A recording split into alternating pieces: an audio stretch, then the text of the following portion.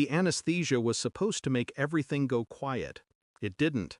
I could still hear them, muffled voices, sterile laughter, the hum of a suction machine.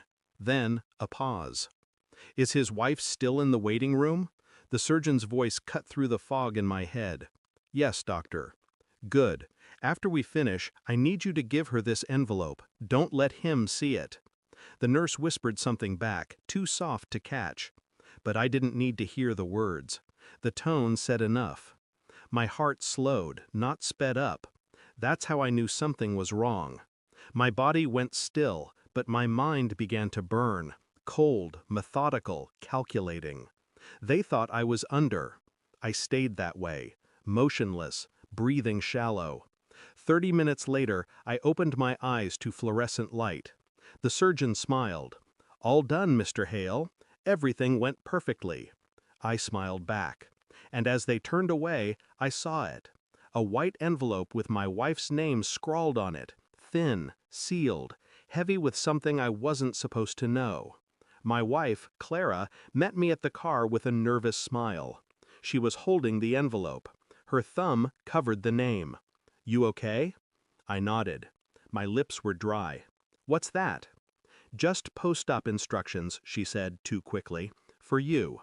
She tucked it into her purse before I could ask again. That night, while she slept beside me, I replayed every sound, every pause, every whisper. Her recent late nights, her constant checking of her phone, the way she'd turned away when I mentioned wanting another child. Now I understood why she'd pushed for me to get the procedure, why she insisted on this clinic, why she'd chosen this surgeon, her old friend from college, the one she never mentioned by name until the day of the appointment. I stared at the ceiling, counting her breaths, one by one. The next morning, she left early, coffee in hand, smile rehearsed. I waited 5 minutes before opening her purse.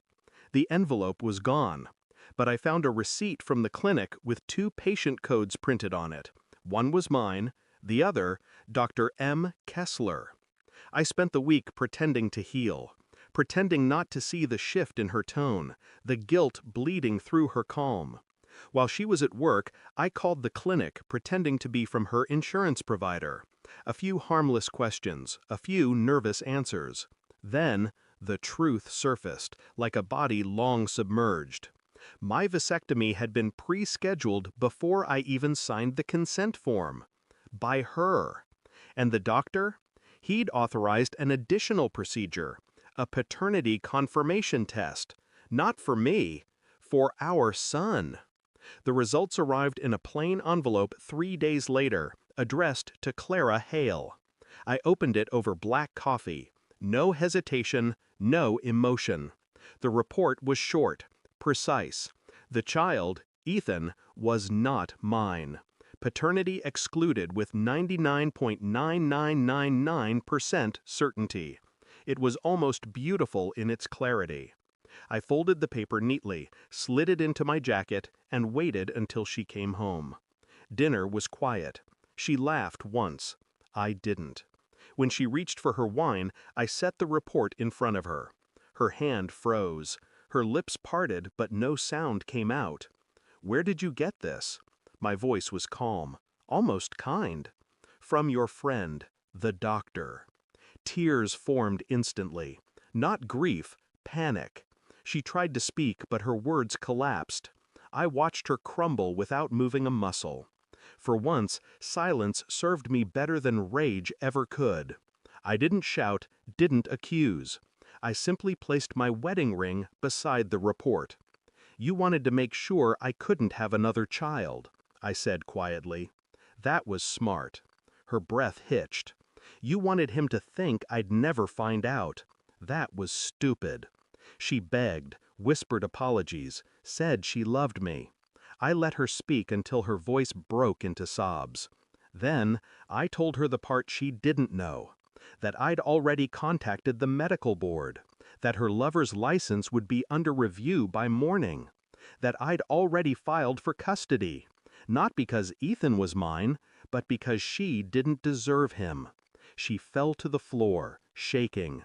I stepped over her like a shadow passing through light. It's been 3 weeks. I haven't heard from her since the hearing. Her lawyer called once. I didn't answer. Ethan still asks about her. I tell him she's traveling. He believes me. Children believe what they need to. Sometimes I catch my reflection and barely recognize it. Not because I've changed, but because I've stopped pretending.